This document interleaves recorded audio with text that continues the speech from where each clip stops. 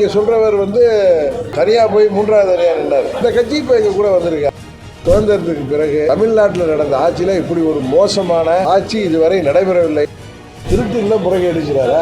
என்ன வித்தியாசம்னா அவருக்கு அவங்களுடைய அகராதியை தான் வாங்கி பார்க்கணும். எல்லாம் ஒரே ஃப்ராடுத்தனம் தானே. மூன்றாவது ஒரு மொழி படிப்பது நல்லது தானே. யாரெல்லாம் எதுக்குறாங்களோ அவங்க வீட்டு பிள்ளைகள்லாம் ஹிந்தி படிக்கிறாங்க.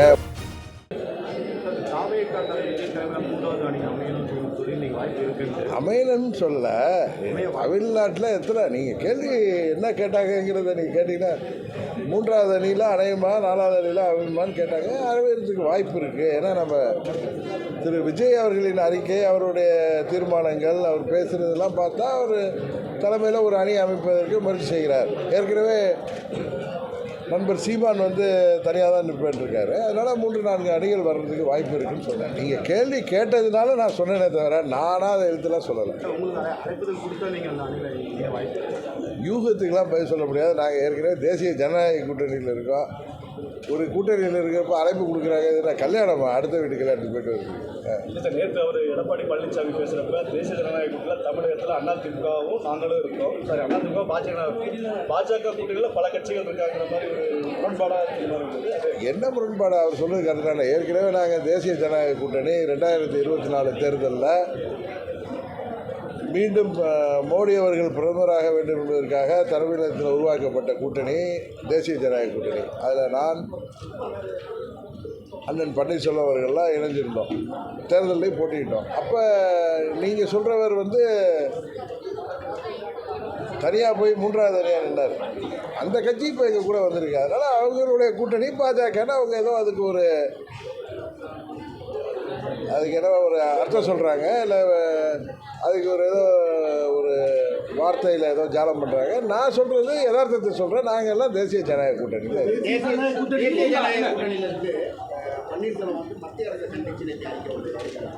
ஒரு எத்தனையோ விஷயங்களில் தமிழ்நாட்டு மக்களுக்கு எதிரான விஷயங்கள் வர்றப்ப மத்திய அரசு ஏதோ ஒரு கண்ணோட்டத்தில் ஒரு சட்டமோ இல்லை ஒரு நடவடிக்கை எடுக்கிறப்ப தமிழ்நாட்டை பாதிக்கிறப்ப நம்ம வந்து இப்போ டங்ஸ்டன் வந்துச்சு, அதுக்கெல்லாம் எடுத்து நம்மலாம் குரல் கொடுக்கலையா? அது மாதிரி குரல் கொடுக்கறதுனால நீங்களாம் ஊடகங்கள் அதுக்கு ஒரு பொழிப்புரை எழுதிட்டு இருந்தீங்கன்னா அதுக்கெல்லாம் அர்த்தமா? இல்லை, எனக்கு அது என்ன மேட்டர்னே தெரியாது. நீங்கள் கண்டிக்கிறீங்கன்னா என்ன மேட்டர்னு சொல்லுங்கள். ஹிந்தி பாடத்தை சொல்லி கொடுத்தாதான் மத்திய அரசாங்கம் கல்விக்கான நிதியை தமிழ்நாட்டுக்கு கொடுக்கும் அப்படின்னு சொல்லிட்டு 2151 கோடி நிப்பாட்டி வச்சிருக்காங்க. அதனால் அது நீங்கள் கேள்வி தப்பு. இல்லை அவர் வந்து கட்டணம் தெரிவிச்சு இல்லை நீங்கள் கேள்வியே மாற்றி கேட்குறீங்க.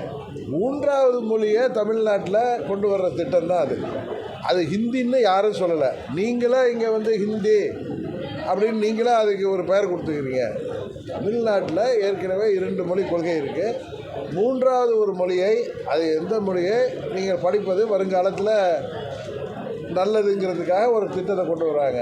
அதை வந்து தான் நீங்கள் நம்ம எதுக்கிறோம் தவிர ஹிந்தி தான்ங்கிறது அது கிடையாது என்பது தான் உண்மை. அப்படி இருக்கிறப்ப நம்ம எதுக்கணும்? இன்னொன்று, மூன்றாவது ஒரு மொழி படிப்பது நல்லது தானே. ஏன்னா இன்றைக்கி யாரெல்லாம் எதுக்குறாங்களோ அவங்க வீட்டு பிள்ளைகள்லாம் ஹிந்தி படிக்கிறாங்க, மூன்றாவது மொழி படிக்கிறாங்க. இப்போ வந்து ப்ரைவேட் ஸ்கூல்லையோ என்ன போர்டு, சிபிஎஸ்சி போர்டு, இன்னொரு போர்டு இருக்கு, ஐசிஐசி, இன்னொன்று நம்ம இதில் ஒரு போர்டு இருக்குது, மெட்ரிகுலேஷன் போர்டுலாம் ஹிந்தி படிக்கலாம். நம்ம அரசு பள்ளிகளில் படிக்கிற மாணவர்களுக்கு தான் அது கிடையாதுன்னு இருக்குது. அதனால் அங்கே யார் படிக்கிறாங்க? ஏழை எளிய மாணவர்கள்.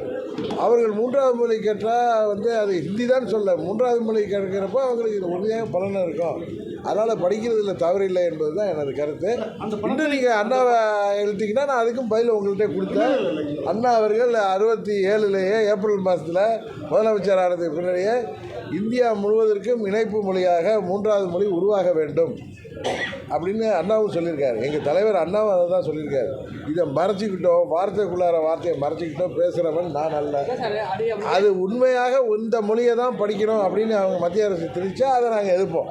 இல்லை வந்துட்டார சன் டிவி, அதை எதிர்ப்போம். நாங்கள் சொல்கிறது மூன்றாவதாக ஒரு மொழியை விருப்பப்படுறவர்கள் படிக்கட்டும், அதுக்காக நிதி கொடுக்கலன்னு சொல்கிறதெல்லாம் தவிர அந்த திட்டத்தில் வேணும்னா அந்த பணம் வேணும்னா அதை தான் பண்ணியாகணும். கிட்னி திருட்டை பொறுத்தவரைக்கும் அது திருட்டு இல்லை, முறைகேடுன்னு சொல்லி அதாவது திருட்டு இல்லை முறைகேடுங்கிறாரா? திருட்டுக்கும் முறைகேட்டுக்கும் என்ன வித்தியாசம்னா அவங்களுடைய அகராதியை தான் வாங்கி பார்க்கணும். எல்லாம் ஒரே ஃப்ராடுத்தனம் தானே. தேசிய ஜனநாயக கூட்டணிக்கு அதிமுக வந்து நீங்கள் நீண்ட காலமாகவே வந்து சொல்லிட்டு இருந்தீங்க, அவங்களும் வந்துட்டாங்க. அவங்க வந்ததுக்கப்புறம் உங்களுடைய இருப்புக்கு வந்து ஒரு ஆபத்து ஏற்பட்டு எங்களுக்கு எந்த இடுப்புக்கும் வரல, கழுத்துக்கும் வரல. திமுகவுக்கு தான் இப்போ ஆபத்து வந்திருக்கு. அதனால தான் அங்கே முதலமைச்சராக இருக்கட்டும், துணை முதலமைச்சராக இருக்கட்டும், திமுக நிர்வாகிகள்லாம் தேசிய ஜனநாயக கூட்டணி இன்னும் பலப்பட்டிருக்கு. எங்களுக்கு ஒரே குறிக்கோள் தான், உங்கள் திமுகவை வீழ்த்தணுங்கிறது. அதற்கு எங்கள் அணி பலப்படணும். அதுக்கு திரு அமித்ஷா அவர்களின் முயற்சிக்கு நாங்கள் உறுதுணையாக இருக்கோம். அதுக்கு புதிய கட்சிகள்லாம் வரணுங்கிறத சொல்கிறோம். அதில் அம்மாவுடைய கட்சி வந்திருக்கு. அந்த தலைமைக்கு எங்களுக்கு எத்தனையோ கருத்து வேறுபாடு இருக்கலாம், எங்களுக்கும் அவர்களுக்கும் பிரச்சனைகள் இருக்கலாம். அதையெல்லாம் நாங்கள் ஒதுக்கி வைத்து விட்டு, தேர்தல் வரை ஒதுக்கி வைத்து விட்டு, இன்றைக்கு நாங்கள் திமுகவை வீழ்த்துவதற்கு இந்த கூட்டணி பலப்படணுங்கிறதுக்காக அந்த கூட்டணியில் இருக்கோம். அதனால் எங்கள் இடுப்புக்கும் ஒன்றும் பிரச்சனை இல்லை, கழுத்துக்கும் ஒன்றும் பிரச்சனை இல்லை. எங்களால் தான் போன முறை திமுக ஆட்சிக்கு வர முடிந்தது என்பதை உங்கள் மாதிரி ஊடகத்தை சேர்ந்தவர்களும் அரசியல் வல்லுநர்களுமே பல பேட்டிகளில் பல டிபேட்டில் சொல்லியிருக்காங்க. அது நானே சொல்லிக்கல. நாங்கள் அமித்ஷா அவர்கள் 21 செய்த முயற்சியின் பொழுது நாங்கள் அதற்கு ஒத்துழைப்பு கொடுத்தோம். திமுகவை வீழ்த்த வேண்டும், ஆட்சிக்கு வந்து விடக்கூடாதுன்னு.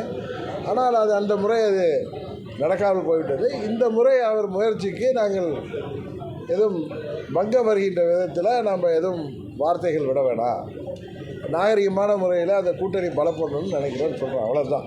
ஊரக பகுதிகளில் தொழில் வரிகள்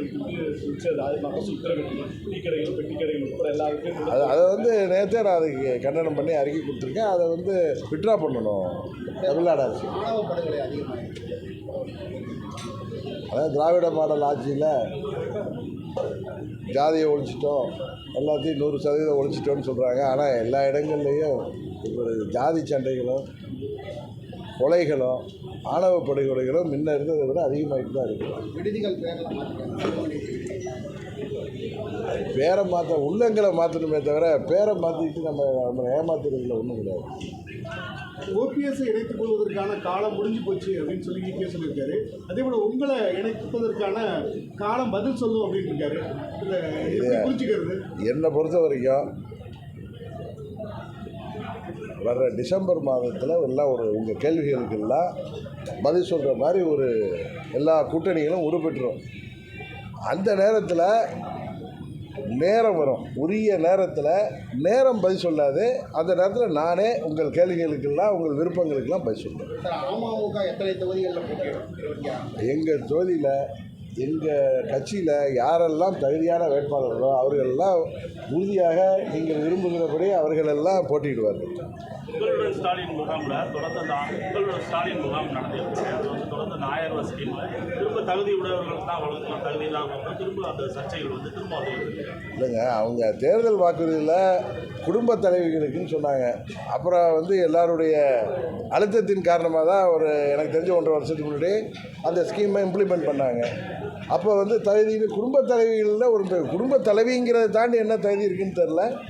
இப்போ வந்து அவங்களுடைய ஆட்சி மீது மக்களுக்கு கடுமையான கோபமும், இந்த ஆட்சி வந்து மோசமான ஆட்சியாக நடைபெறதுனால எங்கே பார்த்தாலும் ஊழல் முறைகேடுகள், கொலை கொள்ளை, போதை மருந்து புழக்கங்கள் என இந்த ஆட்சியில் வந்து சட்ட ஒழுங்கு சரியில்லாமல் இருக்கிற காரணத்தினால பயந்து கொண்டு உங்களோட ஸ்டாலின்ங்கிறார். ஏன்னா மக்கள் அவரோட இல்லாத காரணத்தினால இப்போ எப்படி திடீர்னு அவங்களால எல்லாருக்கும் கொடுக்க முடியும்னு சொல்கிறது, அந்த தகுதிகளை மாற்றிக்கிறாங்க. அப்படி பார்த்தா இப்போ யாருக்கெல்லாம் கொடுக்குறாங்களோ அவங்களுக்கெல்லாம் விட்டு போன மாதங்களுக்கு கொடுக்க வேண்டும் என்பது தான் நியாயமாக இருக்கும். உறுதியாக இதுவரை இந்தியாவில் குறிப்பாக சுதந்திரத்துக்கு பிறகு தமிழ்நாட்டில் நடந்த ஆட்சியில் இப்படி ஒரு மோசமான சட்டம் ஒழுங்கு கெட்டுப்போய் கிடக்கின்ற ஆட்சி இதுவரை நடைபெறவில்லை என்பது தான் எல்லா இடங்களிலும் நாங்கள் சொல்கிற இடங்கள்லாம் பொதுமக்கள் பேசிக்கொள்வது. உறுதியாக பொதுமக்கள் இதுக்கு ஒரு முடிவு கட்டுவார்கள்.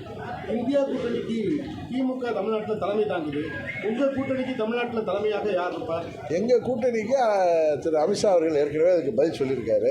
அதை திரும்ப என் வாயால் சொல்லணும், அவர் வாயால் சொல்லணும் நீங்கள் எதிர்பார்க்காதீங்க. அமித்ஷா என்ன சொல்லியிருக்காரோ அந்த பதில் தான் எனக்கு பதில். தமிழக வெற்றி கழக செயலி உறுப்பினர் செய்தியை வெளியிடுறாரு.